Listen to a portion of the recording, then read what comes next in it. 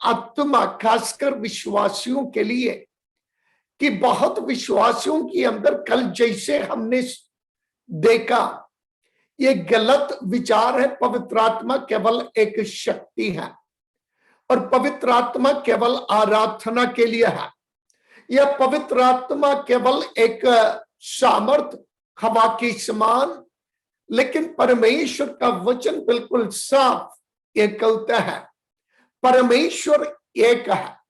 वो एक ही परमेश्वर तीन व्यक्तित्व में प्रकट है, पिता परमेश्वर, पुत्र और पवित्र आत्मा। तो पवित्र आत्मा एक शक्ति नहीं, परमेश्वर एक व्यक्ति है। पवित्र आत्मा एक व्यक्ति है, जैसे पिता परमेश्वर, जैसे पुत्र परमेश्वर, इसी प्रकार एक व्यक्तित्व है पवित्र आत्मा। लेकिन जब इन तीनों व्यक्तित्व सारांश में एक बन जाते हैं, जिसको हम परमेश्वर कहते हैं, तो कल हमने इस बात को देखा, यदि कोई भी परमेश्वर बनना है, उसका क्या गुण है। क्योंकि संसार में बहुत ईश्वरों को देखता है। जो मनुष्य अपने आप को ईश्वर समझते हैं, या लोग जाकर पूजा करते हैं, आराधना करते हैं, दंडवत करते हैं और उनको ईश्वर का स्तर दे देता है, जगह दे देता है, क्या ये ईश्वर बन सकते हैं? और दूसरी सवाल, संसार में अलग अलग मजहब है, इन मजहब में विभिन्न प्रकार की ईश्वरों की आराधनाएं होते हैं, पूजाएं होते हैं और लोग दंडवत करते हैं। और क्या ये सभी देवी देवताएं सच्चा परमेश्वर है? हमें बाइबल से देखना है। बाइबल जिस परमेश्वर के संबंध में हम आराधना करते हैं, हम विश्वास करते हैं, उस परमेश्वर के विषय में क्या कहता है। यदि मैं परमेश्वर कहते हैं, या मैं जिसको परमेश्वर मानता हूं, परमेश्वर के गुण में सबसे पहले आता है कि परमेश्वर सनातन होना चाहिए, अनादिकालीन होना चाहिए। तो परमेश्वर यदि बनना है तो सबसे पहला गुण, ही मस्ट बी इटर्नल, मतलब वो सनातन बनना चाहिए। सनातन की अर्थ क्या है, या अनादि, इसका अर्थ क्या है? सनातन की अर्थ है कभी शुरुआत नहीं, कोई अंत नहीं, और जो समय की पर है, जो समय के अंतर्गत सीमित नहीं है। परमेश्वर को यदि सीमित करें तो वो परमेश्वर नहीं है। तो यदि परमेश्वर समय के अंतर्गत है तो वो परमेश्वर, क्योंकि वो समय से बांधा हुआ है, तो वो परमेश्वर नहीं हो सकता। और इसलिए बाइबल कहती है, जब प्रकाशित वाक्य आप पढ़ते हैं यीशु मसीह के संबंध में, आदि और अंत मैं हूं, अल्फा और ओमेगा मैं हूं, आरंभ और अंत मैं हूं। इसका मतलब क्या है? मतलब यह है, जब उत्पत्ति पहला अध्याय का पहला पद में हमने पढ़ा आदि में परमेश्वर, तो सब कुछ सृष्टि, सब कुछ शुरुआत परमेश्वर में हुआ। तो परमेश्वर का आदि कहां पर हुआ, यह सवाल बहुत बार आता है, और बहुत जवान बच्चे मुझसे यह सवाल किया। यदि परमेश्वर को आदि है तो वो परमेश्वर नहीं है। वो परमेश्वर इसलिए है, उसको आदि नहीं है। यदि परमेश्वर को आदि है तो उसको अंत भी होना चाहिए, क्योंकि जो शुरू होते हैं वो अंत भी हो जाते हैं। लेकिन परमेश्वर स्वयं भू है, मतलब वो अनादिकालीन, समय के पहले, और समय केवल हमारी धरती के अंतर्गत है।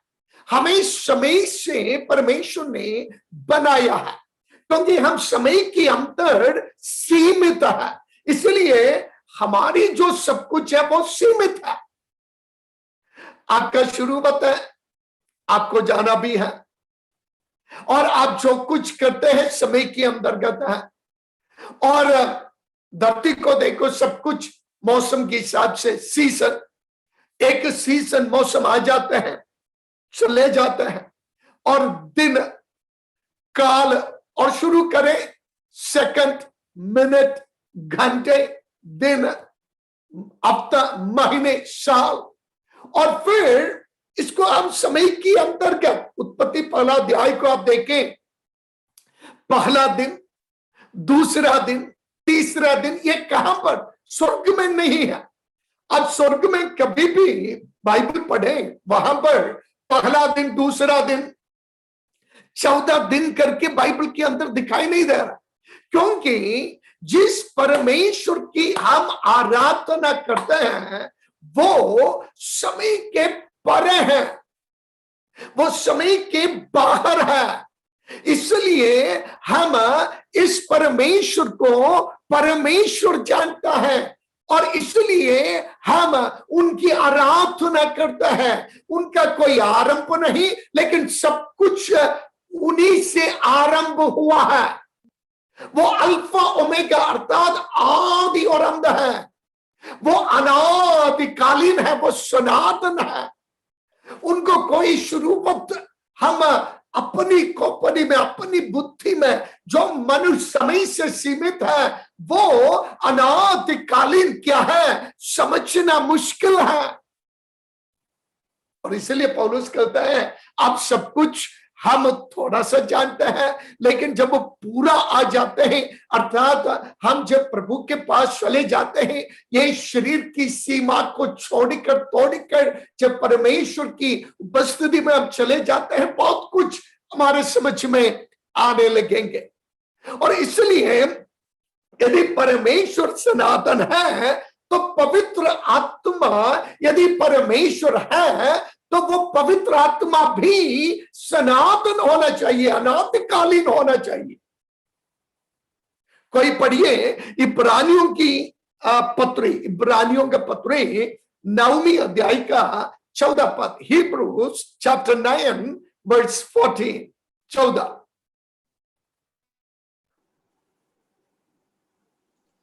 तो मसीह का लहू जिसने अपने आप को सनातन आत्मा के द्वारा परमेश्वर के सामने निर्दोष चढ़ाया, तुम्हारे विवेक को मरे हुए कामों की से क्यों न शुद्ध करेगा, ताकि तो यहाँ पर पवित्र, बस थैंक यू सदेश। यहाँ पर पवित्र आत्मा के लिए जो शब्द इस्तेमाल किया, सनातन आत्मा के द्वारा, तो पिता परमेश्वर सनातन है, अनादिकालीन है। पुत्र परमेश्वर प्रकाशित वाक्य में लिखा मैं आदि और अंत हूं। इसका मतलब कोई शुरुआत तो नहीं, कोई अंत नहीं है, उसी में सब कुछ शुरू, उसी में सब कुछ अंत। तो वो यदि पुत्र परमेश्वर आदि और अंत है, यहां पर पवित्र आत्मा के संबंध में भी कहा है, वो केवल एक सामर्थ आ गया चला गया नहीं है, वो सनातन आत्मा है, वो अनादिकालीन आत्मा है। तो दूसरा गुण, यदि परमेश्वर होना चाहिए तो परमेश्वर वो सर्वज्ञानी होना चाहिए, सब कुछ उनको जानना चाहिए। मतलब मेरा और आपकी ज्ञान के लिए सीमा है, और मैं और आप कितना जान सकते हैं? बहुत कम। और पुरानी बातें इतिहास से जान सकते हैं, वर्तमान जो कुछ हो रहे हैं वो ही हम समझ सकते हैं, लेकिन इसके बाद अगला दिन क्या होने वाला है, या अगले सेकंड में जिएगा या मरेगा, मेरा श्वास रहेगा या ना रहेगा, और ये सब कुछ मैं जान नहीं सकता। कल मुझसे क्या होगा, मैं जिंदा रहेगा, मेरा ज्ञान के लिए सीमा है। और विज्ञान इतना बढ़ गया है कि धरती छोड़कर मनुष्य तो चंद्रमा तक पहुंच गया और सारे तारामंडल को कब्जा करने के लिए कोशिश में है, लेकिन फिर भी क्या मनुष्य को ज्ञान है कि कोरोना वायरस कहां से आया? अरे तुम तो चंद्रमा तक पहुंच गया है, बड़ी भयंकर बात है। और अब मैं कनाडा में बैठा हूं, यहां पर सुबह है और रात में इंडिया में है। जो आप लोग बैठे हैं मैं अब देख सकता हूं, मेरे आपको देख सकता हूं, आप मुझे देख सकते हैं, मेरी आवाज अब सुन सकते हैं, आपकी आवाज मैं सुन सकता हूं। इतना विज्ञान बढ़ गया। तो आप बताएंगे पादरी साहब मनुष्य के लिए क्या असंभव है? मैं आपसे यही सवाल करना चाहता हूं कि यदि आप इतना ज्ञानी हैं, आपकी आंख में जो दिखाई भी नहीं देते, एक बॉलपन है, इसके जो निब है, इसके अंदर लगभग 10,000 से अधिक कोरोना वायरस इसी में बैठ सकते हैं। उसमें से एक वायरस को आप देख नहीं सकते, आप कुछ कर नहीं सकते, ना आप बचा सकते हैं ना बच सकते हैं। तो आपका ज्ञान कितना बड़ा है?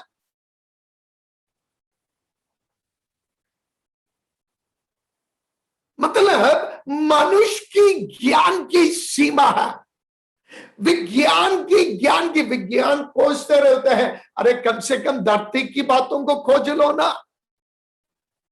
कितने आकाश मंडल में कितने ताराएं हैं? कोई नहीं पाएंगे। और सभी का नाम कौन पुकार सकते? कोई नहीं पुकार सकते हैं। लेकिन अय्यूब कहते हैं मेरा परमेश्वर हर तारा की नाम पुकार पुकार कर उनको अलग करते हैं। तो परमेश्वर का ज्ञान और मैं और आप समझ नहीं सकता।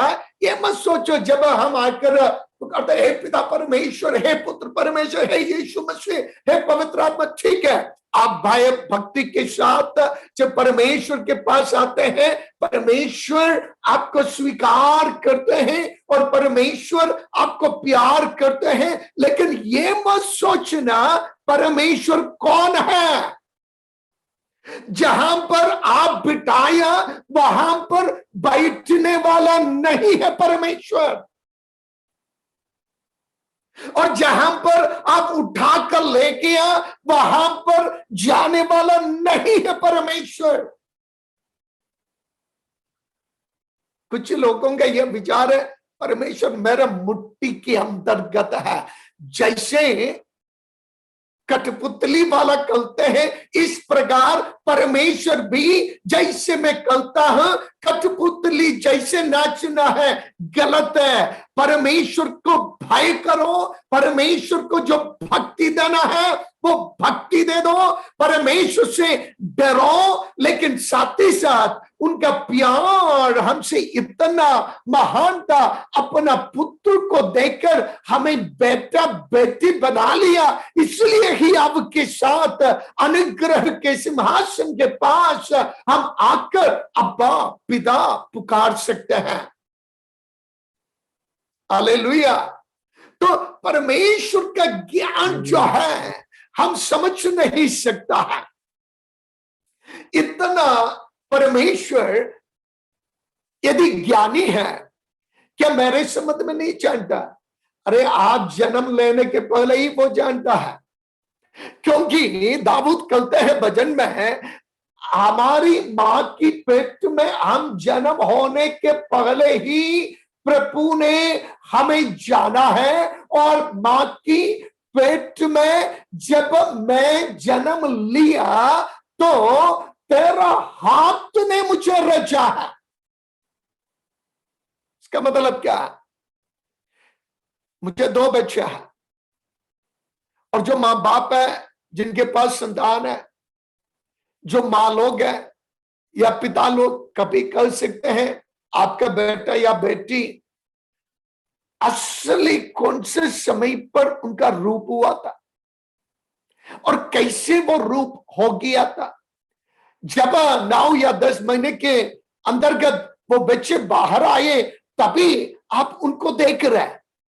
लेकिन मेरा परमेश्वर की ज्ञान के संबंध में लिखा है, मैं अपनी मां की पेट में जन्म होने के पहले ही मुझे जानने वाला परमेश्वर मैं कहां पर किस घर पर, किस मास से और किस देश में, किस रंग में, कौन सी बाल में, कौन सी आंख में और कौन सी भाषा में जन्म लेना, ये सब कुछ परमेश्वर जाना है और जानता है। और इसलिए मेरे अंतर ये हियाव है, मैं कौन हूं, मेरा परमेश्वर अच्छी तरीके से जानते हैं। यदि मैं प्रभु की हाथ में है तो मुझे परेशान होने की कोई जरूरत नहीं है। धरती की नींव डालने के पहले ही मुझे चुना करके यदि परमेश्वर का वचन कहते हैं, इसका मतलब परमेश्वर की जो पूर्व ज्ञान है उस ज्ञान में, और आज तक धरती पर कितने इंसान रहा और सारे इंसान को यदि यीशु मसीह की आगमन की देरी है, धरती पर कितने करोड़ों अरबों अरबों अरबों इंसान आ जाए, वो सभी को और उनकी जिंदगी को प्रभु परमेश्वर जानता है। इसलिए उन्हीं को वो सर्वज्ञानी कहता है। हालेलुया। यदि ऐसा है, मैं एक वचन आपको दूं आशा की, जो हालात पर आज आप जा रहे हैं, क्या परमेश्वर आपको नहीं जानते? आपकी परेशानियों को प्रभु नहीं जानते? क्या आपकी संकट और दुख को प्रभु नहीं जानते? यदि वो सर्वज्ञानी परमेश्वर है तो परमेश्वर का वचन बिल्कुल साफ कहता है, तो पवित्र आत्मा क्या सर्वज्ञानी है? अब पढ़िए पहला कोरिन्थी उसका दूसरा अध्याय 10 और 11। पहला कोरिन्थी दूसरा अध्याय, फर्स्ट कोरिन्थियंस चैप्टर 2 10 और 11। परंतु परमेश्वर ने उनको अपने आत्मा के द्वारा हम पर प्रकट किया, क्योंकि आत्मा सब बातें वरन परमेश्वर के गुण बातें भी जांचता है। मनुष्य में से कौन किसी मनुष्य के बातें जानता है? केवल मनुष्य की आत्मा जो उसमें है। वैसे ही परमेश्वर की बातें भी कोई नहीं जानता, केवल परमेश्वर का आत्मा। तो यहां पर परमेश्वर की बातें जानने वाला परमेश्वर की आत्मा और मुझे जानने वाला परमेश्वर की आत्मा, मतलब आज मैं यहां पर बैठे, आप लोग अलग अलग जगह पर बैठे हैं। क्या मैं आपको जानता हूं या चेहरे से कुछ लोगों को जानते हैं, सभी को मैं नहीं जानता है। और क्या आप मुझे जानते हैं? कुछ लोग मुझे जानते हैं और कुछ लोग मुझे जानता नहीं है। और यद्यपि आप मुझे जानते हैं, क्या सचमुच आप मुझे जानते हैं? नहीं है। आप कहते हैं मैं पास्टर सामुएल को जानता हूं, सच में आप मेरे संबंध में क्या जानता है? बस इतना जानता है, पादरी है, प्रचार करते हैं। और कुछ लोग थोड़ा और कुछ भी जान सकते हैं जो नजदीक है। अरे उनकी बात तो छोड़ दो। मेरा पत्नी, हमारा शादी होकर अभी 32 साल हो गया है। 32 साल हम इकट्ठा रह रहे हैं। क्या मेरा पत्नी मेरे संबंध में सब कुछ जानता है? नहीं है। और क्या मेरे पत्नी के संबंध में सब कुछ मैं जानता हूं? नहीं है। ये मत सोचो कि हमारे बीच में कुछ छिपा हुआ बात है ना, वो बात मैं नहीं कर रहा। ऐसा कुछ भी छिपा हुआ बात नहीं है। मतलब सीमा है।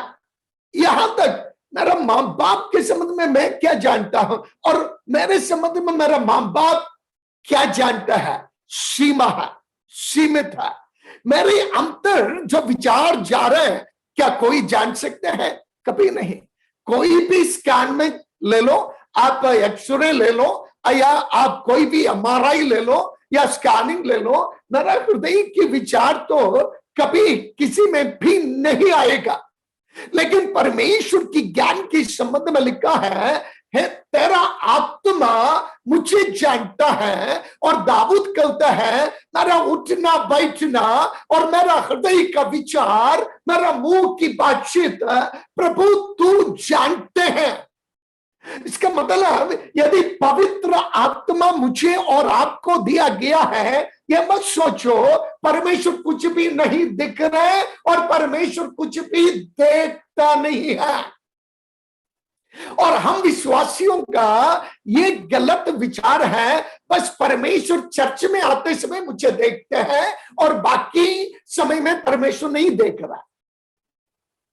और जब मैं आराधना करता हूं परमेश्वर खुश है क्योंकि परमेश्वर उसी समय में मुझे देख रहा है। और जब मैं लड़ाई करता है परमेश्वर कभी देखता नहीं है।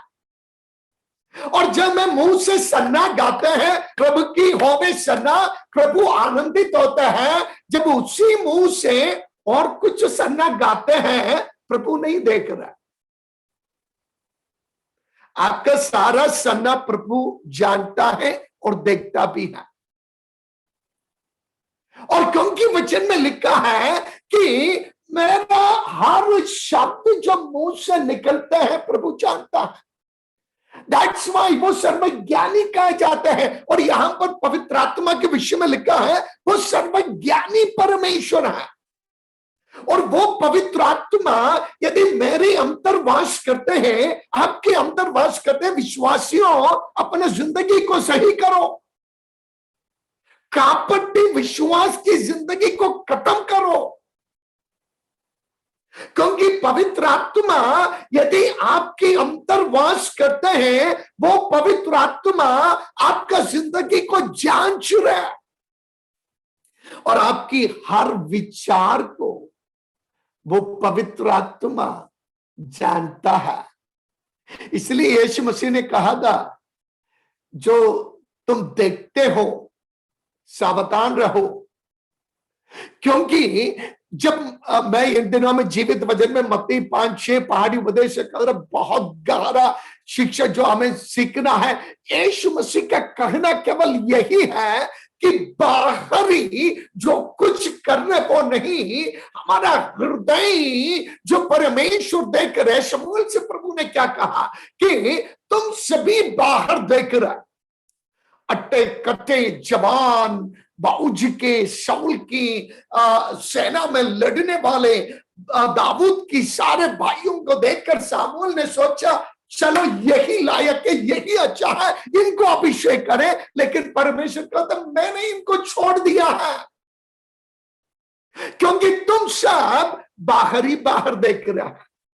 चेहरा कैसे है, चमड़े कैसे गोरे हैं या काले हैं, बाल कितना लंबा है और कितना सुंदर दिख रहा है, और कितने पढ़े लिखे हैं और कितने जवान हैं और कितने सामर्थ्य हैं। और ये सब कुछ हमारी जानकारी प्रभु इसी से उनके लिए एक कुछ भी महत्व नहीं रखता क्योंकि उनकी हाथों ने वो उनके हाथ के जरिया से मुझे और आपको बनाया है।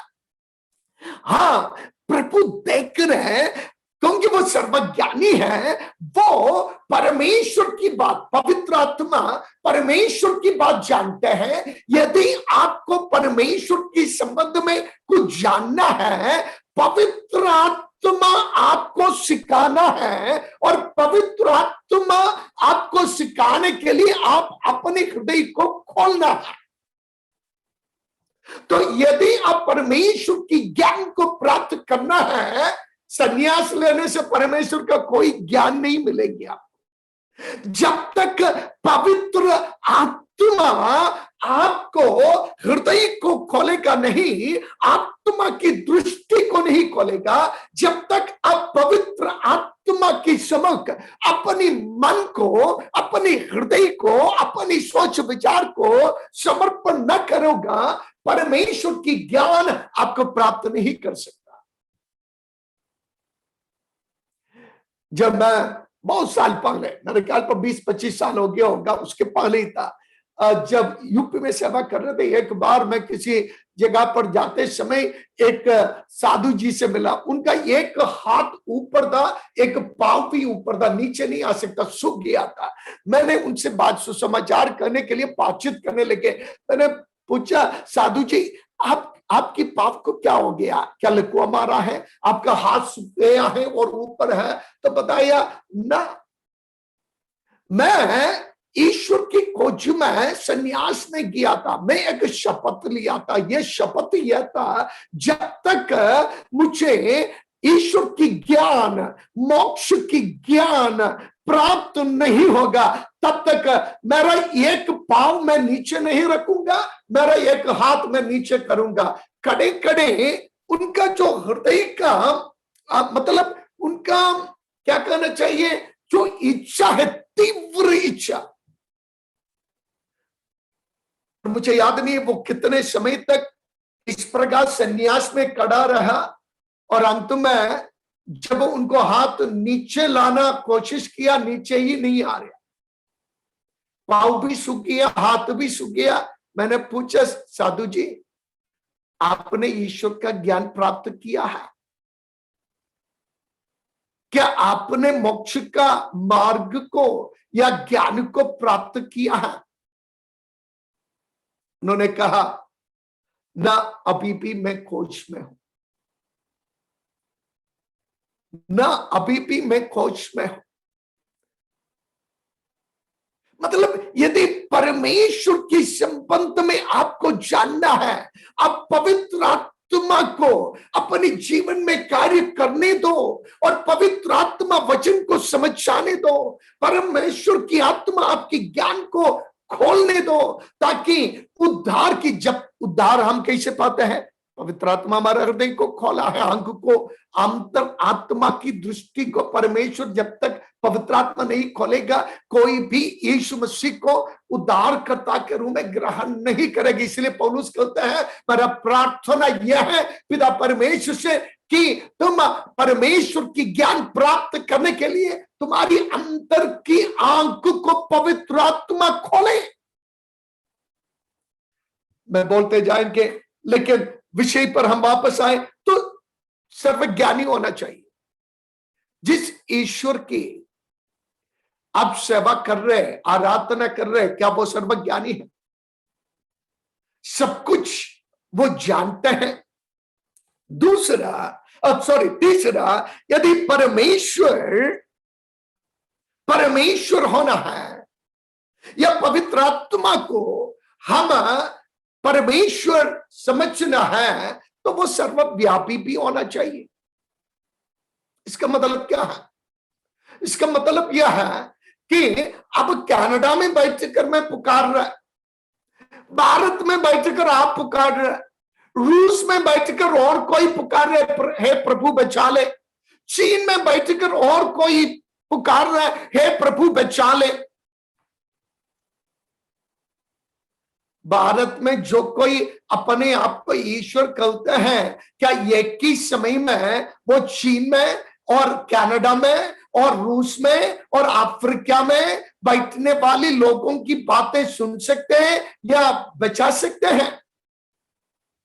लेकिन जिस परमेश्वर की हम आराधना करते हैं, चाहे आप कहीं भी बैठे और धरती छोड़कर चले जाएं और आप संसार की किसी भी कोने पर बैठकर आप पुकारें, वो आपकी प्रार्थना को सुनते हैं। वो प्रभु आज यहाँ पर इस कमरे के अंदर मेरे साथ यहाँ पर खड़े हैं, जब मैं आपसे प्रचार कर रहा हूं, वो पवित्र आत्मा मेरी अंतर आज वास कर रहा है। उस आत्मा की जरिया से मैं आपसे बातचीत कर रहा हूं, लेकिन वही आत्मा आज आपके कमरे के अंदर आपके साथ है। वो प्रभु आपके पास खड़े हैं, और क्योंकि वो सर्वव्यापी परमेश्वर है, उनको आप सीमित नहीं कर सकता है। हालेलुया। कुछ समझ में आ रहा है आप लोगों को? आप लोग बाइबल क्लास बताए, इसलिए मैं बाइबल क्लास ले रहा, लेकिन कोई बैठ कर सोना नहीं है। इसलिए मैंने बताया, कभी कभी एक कागज रखना, कलम रखना, एक एक पॉइंट लिख कर जाना, ताकि एक बार सुनने से यह समझना थोड़ा सा मुश्किल है। इन वचनों को आप लिख कर लेना है, ताकि आप बाद में बैठकर आपकी सारी सवालें वचन से बिल्कुल साफ कर सकते हैं। क्या पवित्र आत्मा सभी जगह पर है? भजन संहिता 139 उसका 7, Psalms 139:7, मैं तेरी आत्मा से भागकर किधर जाऊं व तेरे सामने से किधर भागूं। यहां पर लिखा है तेरी आत्मा को छोड़कर मैं कहां पर भाग जाऊं, मैं कहां पर जाऊं। और उसके नीचे भी पढ़िए, यदि मैं आकाश पर चढ़ूं तो तू वहां है, यदि मैं अपना बिछौना अधोलोक में बिछाऊं तो वहां भी तू है, यदि मैं भोर की किरणों पर चढ़कर समुद्र के पार जा बसूं तो वहां भी तू अपने हाथों से मेरी अगुवाई करेगा। तो यहां पर क्या लिखा है, बिल्कुल साफ है वचन। मैं आकाश मंडल पर चढ़े जाऊं, चंद्रमा में जाऊं, सूरज में मैं चले जाऊं, या स्वर्ग आदि स्वर्ग में मैं चले जाऊं, तेरा आत्मा वहां पर है। मैं धरती पर रहूं, चाहे वो कनाडा में हो या इंडिया में, तेरा आत्मा वहां पर है। मैं समुद्र के नीचे जाकर बसूं, तेरा आत्मा वहां पर है। पंख लगाकर मैं कई कोने पर जाकर रहूं जो कोई इंसान नहीं रहता, लेकिन तेरा आत्मा को छोड़कर मैं जा नहीं सकता है। इसका मतलब तेरा आत्मा सर्वव्यापी है, वो सभी जगह पर है। इसका अर्थ क्या है प्यारों, जिस परमेश्वर की मैं और आप प्रार्थना करते हैं, जिस पवित्र आत्मा को हमने पाया है और जिस पवित्र आत्मा हमारी अंतर्वास करते हैं, चाहे आप कहीं भी जाओ, चाहे आप ये सोचो कि कोई मुझे देख नहीं रहा, कोई भी मेरे साथ तो नहीं आते हैं, लेकिन परमेश्वर का वचन कहते हैं पवित्र आत्मा आपको छोड़कर नहीं जाएगा जब तक आप उनको इनकार न करेंगे। जब तक उस पवित्र आत्मा को आप अपने जिंदगी में जगा दोगे, आपकी जिंदगी की हर पहलू पर, जिंदगी की हर परेशानी पर, जिंदगी की हर संकट पर, जिंदगी की हर मोड़ पर, हर राह पर वो पवित्र आत्मा आपको साथ रहे, आपके साथ रहेगा, आपका अगुवाई करेगा, आपको ले चलेगा और आपकी जिंदगी को वो बदलकर जीवन में परमेश्वर की सामर्थ से आपको हर संकट को सामना करने के लिए शक्ति देने वाला आत्मा है। इसलिए मत सोचो पवित्र आत्मा मतलब दो अन्य भाषा से सीमित है, ना, पवित्र आत्मा सर्वव्यापी है। और आप इस पवित्र आत्मा, आप आज बिस्तर पर सोएंगे, वो आत्मा आपके साथ है। जब सुबह उठेंगे वो आत्मा आपके साथ है। जब आपको कोरोना आएंगे आत्मा छोड़कर नहीं जाएगा। अरे पवित्र आत्मा ये नहीं कहेगा कोरोना मुझे पकड़ेगा इसलिए मैं छोड़कर जाता हूं ना, वो आत्मा आपको सांत्वना देगा, आपको आशा देगा, आपको शंकाई देगा, आपको उस दुख की घटी पर। कल मैं एक वीडियो देख रहा था, बहुत मेरा दिल टूट गया। मेरे ख्याल पर आप लोग कोई ना कोई देखा होगा, आंध्र प्रदेश से एक वीडियो है, एक पिता जो सिटी में काम करते थे, कोरोना आ गया, गांव में चला गया, गांव में लोग उनको अंदर आने नहीं दिया, छोड़ दो उनके घर, उनके पत्नी और बच्चे उनको अंदर आने नहीं दिया, तो वो बाहर खेत में पड़े और अंत में उनका बेटी वो रोने लगी, जवान बेटी है, और उनका पत्नी अर्थात उनका माँ उस बेटी को पकड़ रहे थे क्योंकि वो चाहती थी कि अपने पिताजी को थोड़ा सा पानी पिलाएं, लेकिन माँ डर के मारे उस बेटी को खींच रहे थे, लेकिन फिर भी वो बेटी जाकर थोड़ा सा पानी दिया और वो उनका पिता उनकी आंख के सामने खत्म हुआ। कितनी भयानक दृश्य। मैंने सोचा ये फेक वीडियो होगा, लेकिन जैसे मैं अखबार में वो वीडियो देखा मुझे मालूम पड़ा ये बिल्कुल सही वीडियो है।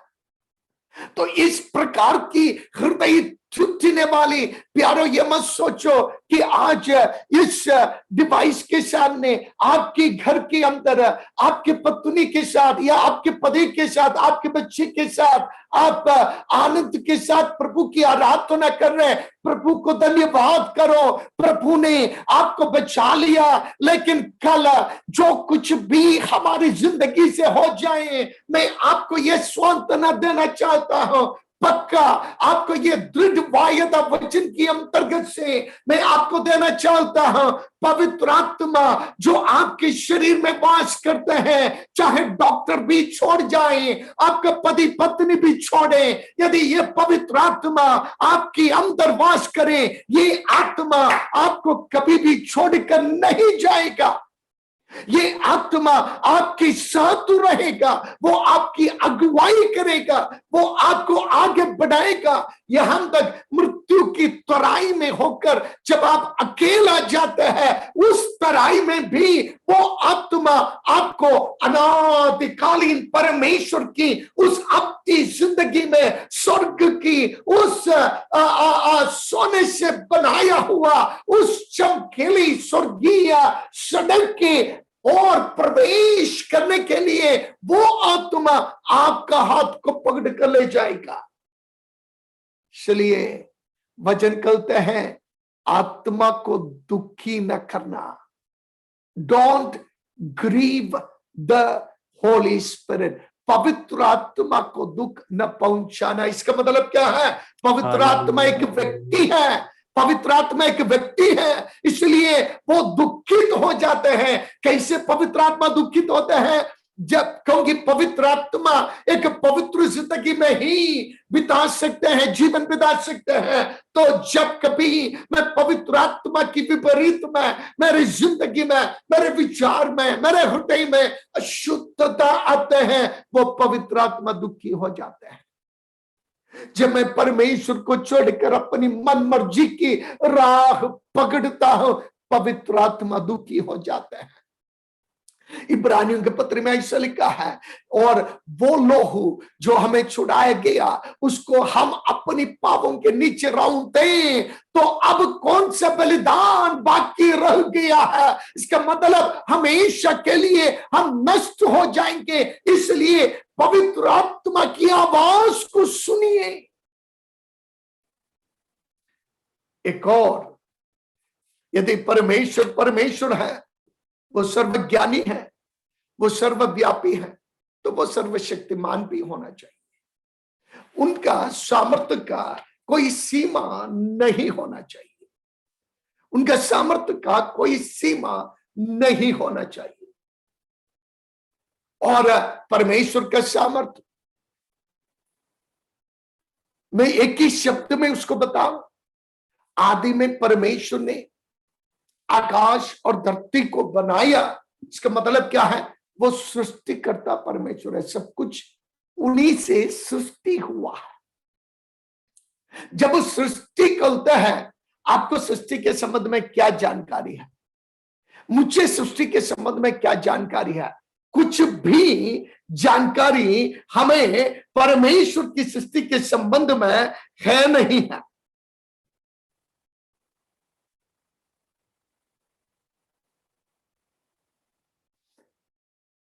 हम जिसको ब्रह्मांड कहते हैं, यह ब्रह्मांड कितना बड़ा है, कोई विज्ञान कर सकते हैं, कोई टेलीस्कोप कर सकता है। और जो इंसान को जानकारी है, वो ब्रह्मांड की जो विस्तृति है, अर्थात उसका जो बढ़ोतरी है, लगभग 9 लाख प्रकाश वर्ष लंबा है। 9 लाख प्रकाश वर्ष का मतलब कितना है? एक प्रकाश वर्ष का मतलब प्रकाश रोशनी जो चलते हैं 1 सेकंड में 1,55,000 माइल। थोड़ा मुश्किल रहेगा। 1 सेकंड में प्रकाश, रोशनी चलते हैं 1,55,000 माइल दूरी। तो 1,55,000 गुना सेकंड से आप मिनट में 60 से गुना करो, और घंटा के लिए फिर 60 से गुना करो, फिर एक एक दिन से आप जरा सा सोच लो, तो ये 9 लाख प्रकाश वर्ष बड़ा, मतलब मैं कभी भी सोच भी नहीं सकता। मेरा इस छोटा सा खोपड़ी में समझना ही मुश्किल है, वो मनुष्य का जानकारी का मुताबिक। लेकिन ब्रह्मांड के अंदर आपको मालूम है आकाश गंगा है, जिसको हम मिल्की वे कहते हैं, यूनिवर्स मिल्की वे। और इसके अंदर गैलेक्सी है, तारामंडल, और तारामंडल के अंदर सोलर सिस्टम, जिसको सूरज मंडल कहता है। तो आकाश गंगा में कितना गैलेक्सी है, कितना तारामंडल है भैया? मेरे पास पूरा थोड़ा कुछ लिस्ट है, मैं कहने से आपको कुछ समझ में नहीं आएगा, और मुझे भी समझाना बहुत मुश्किल है, क्योंकि एक गैलेक्सी में अरबों अरबों ताराएं हैं, एक गैलेक्सी में। और विज्ञान, यह बाइबल नहीं है, विज्ञान कहते हैं आकाश गंगा में इस प्रकार की करोड़ों तारामंडल है। करोड़ों, मतलब एक तारामंडल में अरबों ताराएं हैं। तो एक गैलेक्सी में इस प्रकार की, एक मिल्की वे में, मतलब आकाश गंगा में इस प्रकार की तारामंडल करोड़ों है।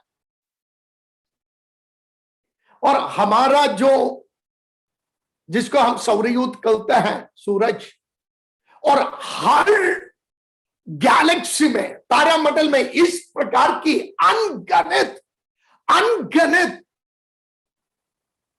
सूरज मंडल है।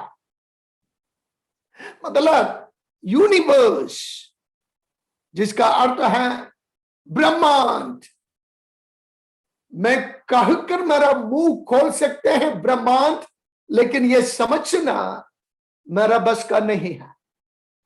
अय्यूब कहता है तूने ये सब कुछ रचा है, तूने ये सब कुछ बनाया है, और तू ये सभी ताराओं को, मतलब ब्रह्मांड की अंदर आकाश गंगा में तारा मंडल में जितना सौरयूथ, जितने अरबों अरबों अरबों ताराएं हैं, इन सारे ताराओं को परमेश्वर ने एक एक नाम लेकर पुकारते हैं।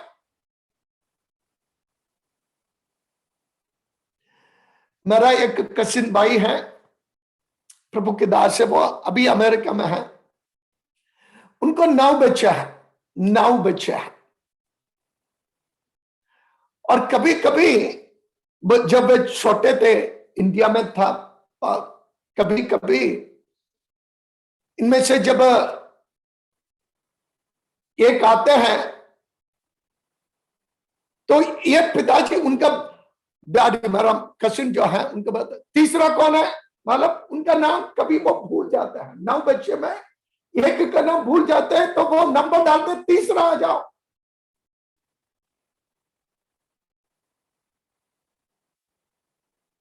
और कोई पूछते हैं क्या नाम है, अरे चौथा आ जाओ, तेरा क्या नाम है? तो 9 बच्चों की याद, खुद के बच्चों की नाम मैं और आप याद नहीं कर सकता।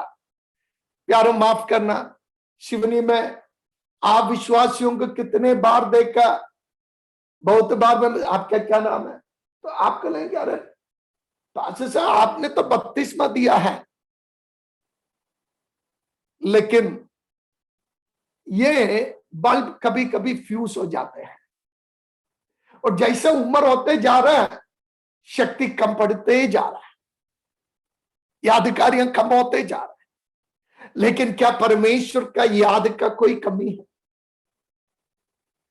क्या परमेश्वर कभी कमजोर होता है? क्या परमेश्वर का बाल कभी पकता है? और इन सारे आयुब कहते, ये सारी ताराओं को तूने नाम लेकर पुकारता है।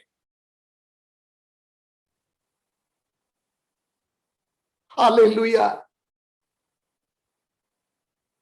तो जब हम कहते हैं परमेश्वर और पवित्र आत्मा के संबंध में भी, जैसे मरियम दूध स्वर्गदूत आकर, पूरा वचन पढ़ने का समय हमारे पास नहीं है, लूका सुसमाचार पहला अध्याय में हम साफ दिखाई देते हैं। मरियम, जब स्वर्गदूत आकर मरियम से कहा ये कैसे हो सकता है, तो लूका 1:35 में स्वर्गदूत क्या कहता है? पवित्र आत्मा की सामर्थ से और पवित्र आत्मा तुम पर छाओगे। मतलब यहां पर सृष्टि में पवित्र आत्मा को आप देख सकते हैं। और जैसे मैंने बताया, आदि में परमेश्वर यलाहा, कल मैंने आपको सिखाया था, मतलब यूनिक प्लूरल, उस सृष्टि में पवित्र आत्मा था, यलोहीम परमेश्वर। जब कहते हैं पिता पुत्र पवित्र आत्मा मिलकर, और फिर लिखा है जब धरती बेडौल हुआ और परमेश्वर की आत्मा धरती के ऊपर मंडलाते रहे, और वो सामर्थ से जब परमेश्वर ने कहा कि सूरज हो जा, उनकी वचन की शब्द से सब कुछ हो गया। समुद्र की जीव जंतुएं और पक्षी और जितने धरती की जीव जंतुएं हैं, या जितने आप जो कुछ दिखते और अनदेखी सब कुछ अपने वचन के जरिए से उन्होंने जब हो जाए कहा, उस वचन के अंतर सामर्थ्य सब कुछ हो गया। और इसलिए जब यीशु कहा कि ठीक हो जा, ठीक हो गया, और इसलिए यीशु कहा कब्र से बाहर आ जाओ, कब्र से बाहर आ गया, क्योंकि उस वचन के अंदर सामर्थ्य वो सर्वशक्तिमान है। बहुत बार हम सोचते हैं मेरा परमेश्वर इतना कमजोर है, कितने दिन से मैं पुकार रहा, कोई वो हटा ही नहीं है, वो सुनता ही नहीं है। परमेश्वर की आत्मा यदि आपके अंदर वास करते हैं, बाइबल कहती है परमेश्वर की इच्छा के अंतर्गत पिता पुत्र में महिमा लेने के लिए तुम जो कुछ प्रभु यीशु के नाम में लेते हैं, वे सब कुछ वो पूरा करेगा, मांगेगा वो पूरा करेगा। तो याद रखे, पवित्र आत्मा परमेश्वर है, पवित्र आत्मा एक व्यक्ति है, पवित्र आत्मा पूरा ज्ञान रखता है, पर पवित्र आत्मा सभी जगह पर है, और पवित्र आत्मा सब कुछ जानने वाला आत्मा है। और मैं प्रभु को धन्यवाद करता हूं जब यीशु ने कहा मेरा जाना उत्तम है।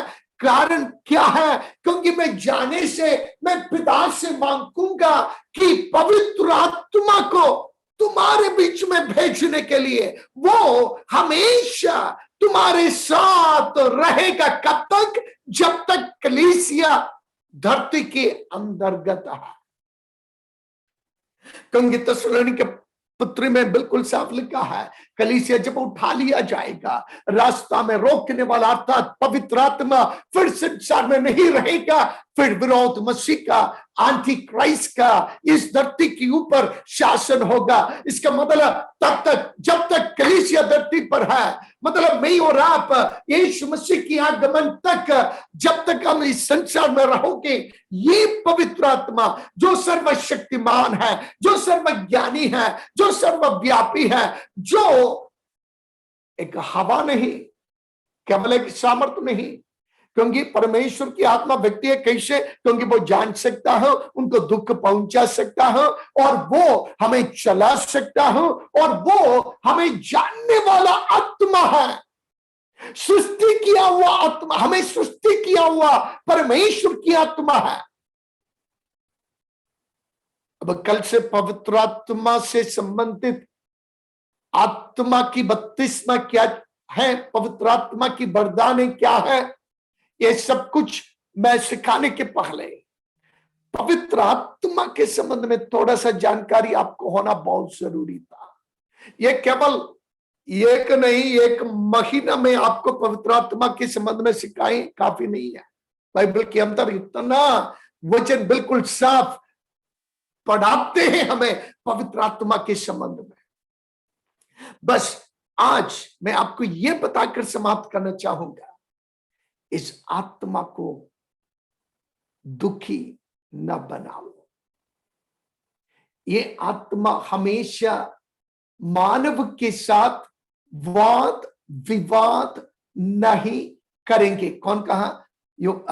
उत्पत्ति 6वें अध्याय पर जब मनुष्य की पाप को देखा, परमेश्वर कहता है मेरा आत्मा मनुष्य के साथ हमेशा वाद विवाद नहीं करेंगे। मैं मनुष्य के ऊपर विपत्ति न्याय दंड डालने जा रहा हूं, क्योंकि मनुष्य मेरा आत्मा की आवाज को नहीं सुना है। और आज भी ये पवित्र आत्मा मेरे और आपके अंदर वाद विवाद कर रहे। क्या वाद विवाद कर रहे? पवित्र क्या है, अपवित्र क्या है, और परमेश्वर के पसंद क्या है, संसारिक क्या है, ये आत्मा क्या है, संसारिक का शरीर क्या है, मृत्यु का क्या है, जीवन का क्या है, और हमें रोशनी पर कहां पर है और अंधियारा कौन सा है, ये सब कुछ आत्मा हमें ज्ञान दिलाता है। इसलिए उस आत्मा की ओर अपनी नजर लगाओ, उस आत्मा की आवाज जो आपके अंतर खरन में वचन की जरिया से बातचीत कर रहे हैं, उस आवाज को सुनिए। बहुत बार लोग मुझसे भी कहते हैं प्रार्थना के समय, पास्टर साहब प्रभु की आत्मा कुछ कहा है। मेरा सवाल यह है, क्या आपके अंदर दुष्ट आत्मा बैठा है कि प्रभु की आत्मा मुझसे बातचीत कर रहे और आपसे बातचीत नहीं कर रहा? यदि बातचीत नहीं हो रही तो मतलब कहीं ना कहीं कुछ गड़बड़ी है। वो आत्मा आपसे बातचीत करेगा। मैं भविष्यवाणी की बात नहीं कर रहा, जरूर भविष्यवाणी भविष्यद्वक्ताएं परमेश्वर के वचन के अंतर्गत है, लेकिन हर विश्वासी पवित्र आत्मा की आवाज सुनना चाहिए। वो आवाज कैसे सुनेंगे? इस वचन के जरिया से। और प्रार्थना में जब आप बैठेंगे, गलती क्या है, सच क्या है, और पवित्र क्या है, अपवित्र क्या है, पाप क्या है और आत्मा क्या चाहते हैं, आपके अंदर खरन में आपको पवित्र बनाकर, आपको शुद्ध बनाकर, रोज आपको मसीह के समान ये पवित्र आत्मा बदलते जाएंगे। यदि आपके जीवन के अंदर यह बदलाव नहीं आ रहा है, इसका मतलब पवित्र आत्मा की कार्य आपके अंदर नहीं हो रहा है। प्यारे विश्वासियों, जब से उद्धार पाया उस दिन से आज तक एक सा जैसा नहीं रहना।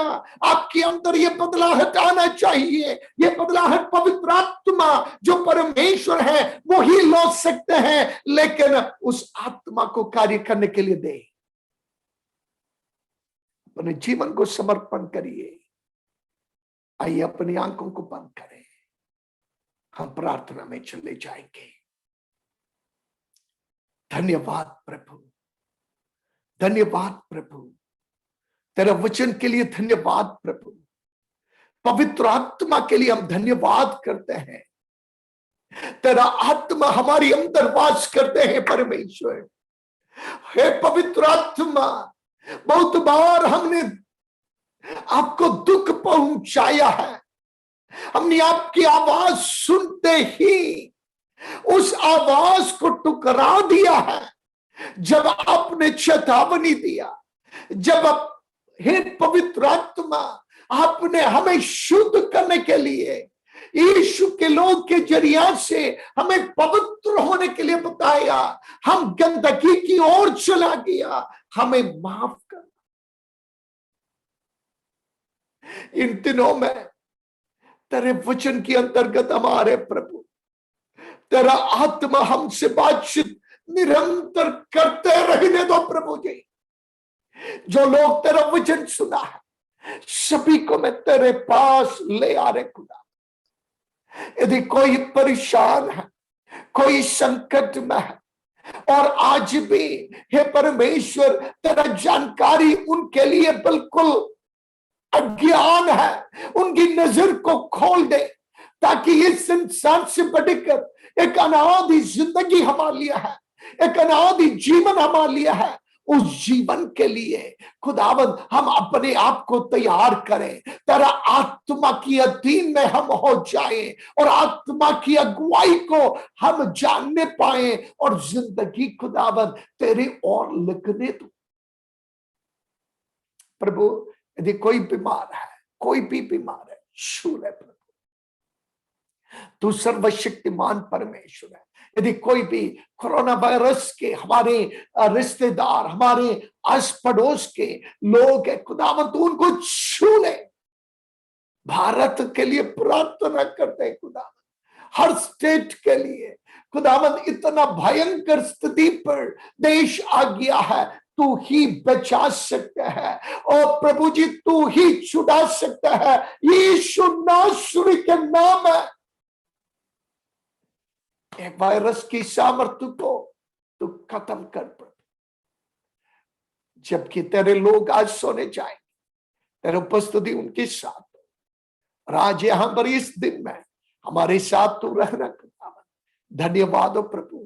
तेरा आशीष हम सभी के ऊपर बना रहे।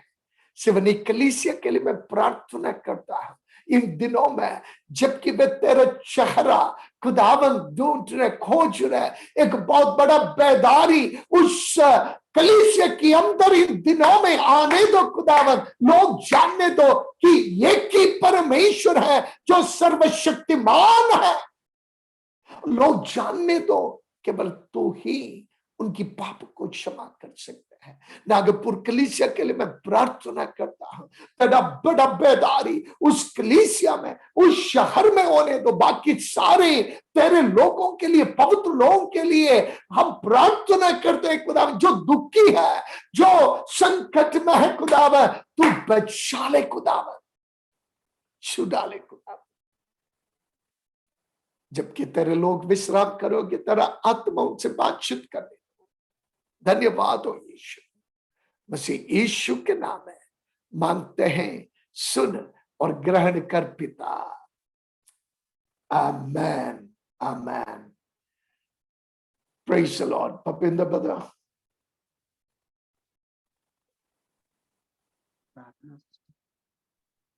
आशीष वचन भी ले लीजिए। पिता परमेश्वर का प्रेम, प्रभु यीशु मसीह का अनुग्रह, पवित्र आत्मा का सौभाग्य और संगति हम सभी के साथ, सारे पवित्र लोगों के साथ अब से लेकर यीशु की आगमन तक और हमेशा बने रहे। आमेन आमेन। सबको जय मसीह की। Thank you so much. यदि प्रभु ना आए कल फिर से मिलेंगे। Praise the Lord. Thank you. Praise the Lord. Praise the Lord. Praise the Lord.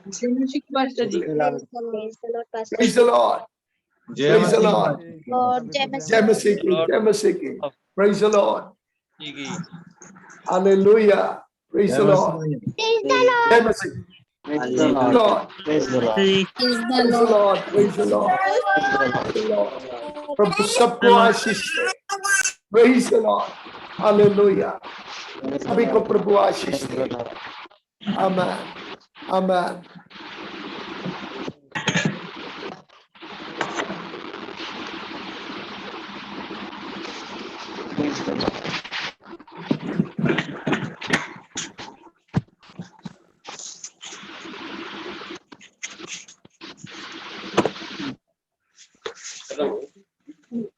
Okay, सभी को प्रेज द लॉर्ड। हम अभी मीटिंग समाप्त करते हैं और कल फिर इसी समय प्रभु की उपस्थिति में आएंगे।